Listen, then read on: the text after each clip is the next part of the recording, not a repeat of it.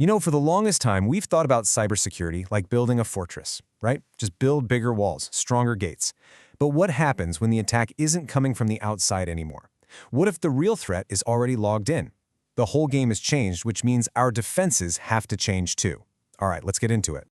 700. Just take a look at that number.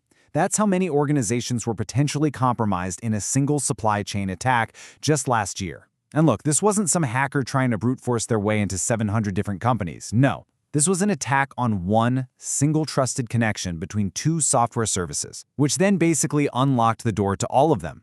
This is the new reality we're living in.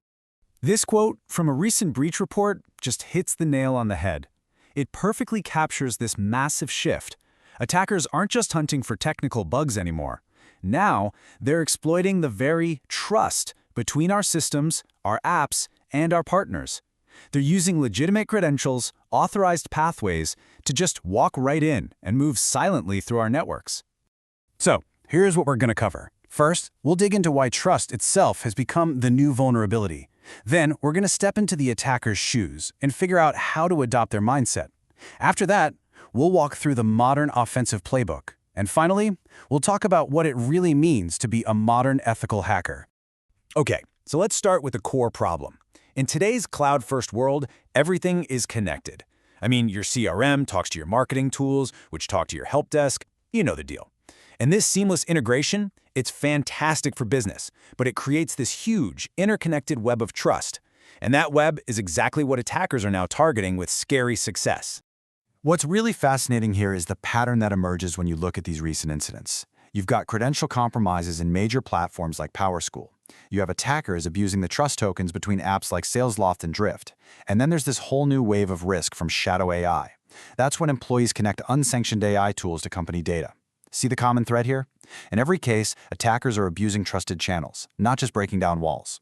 And this has led to a brand new type of attack vector, the SaaS to SaaS attack. Here's basically how it works. An attacker gets into one of your cloud apps. Maybe it's a minor marketing tool.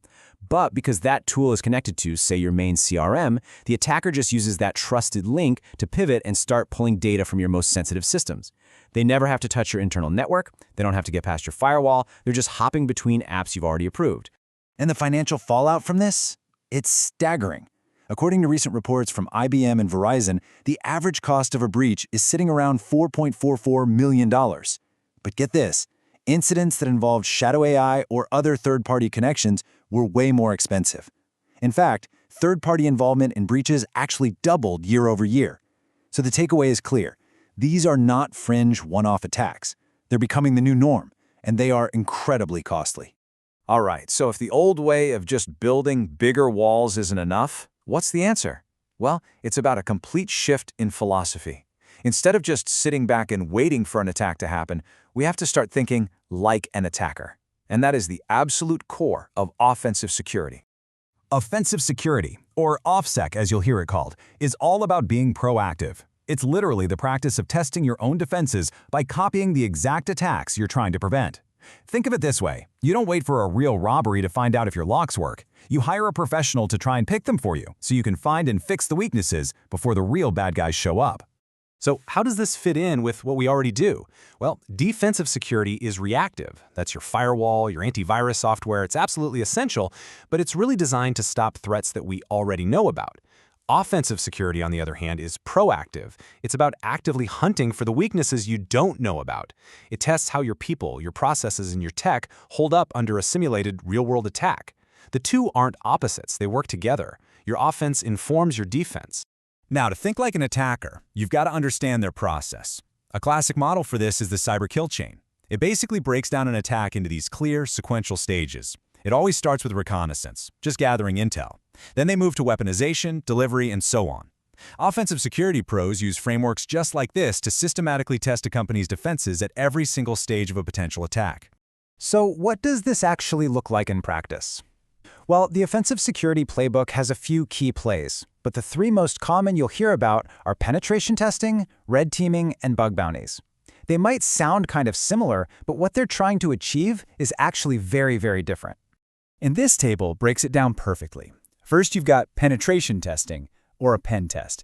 This is super focused. The goal is to find as many vulnerabilities as possible inside a really specific scope, like one single web app. It's perfect for compliance checks. Then there's red teaming. This is much broader. The goal here is to simulate a real adversary to see if your organization can even detect and respond to an attack. It's not just testing tech, it's testing your people and processes. And finally, you have bug bounty programs. This is a continuous crowdsourced approach where you pay researchers from all over the world to find and report bugs. It's a fantastic way to get a ton of different eyes on your security. If you only remember one thing from this section, let it be this right here. A penetration test answers one simple question: can they get in? But a red team engagement asks a much deeper question. Okay, if they get in, would we even know it? And could we actually stop them? It's a much bigger test of your overall resilience. Now, it's really important to understand that this work isn't done by just anybody. It's done by highly skilled professionals we call ethical hackers or security researchers. And the most important word in that phrase is ethical. There is a very strict code of conduct that separates what they do from what criminals do. And these rules are absolutely non-negotiable. An ethical hacker always has explicit written permission before they even think about starting a test. They're bound by strict NDAs to keep client data confidential.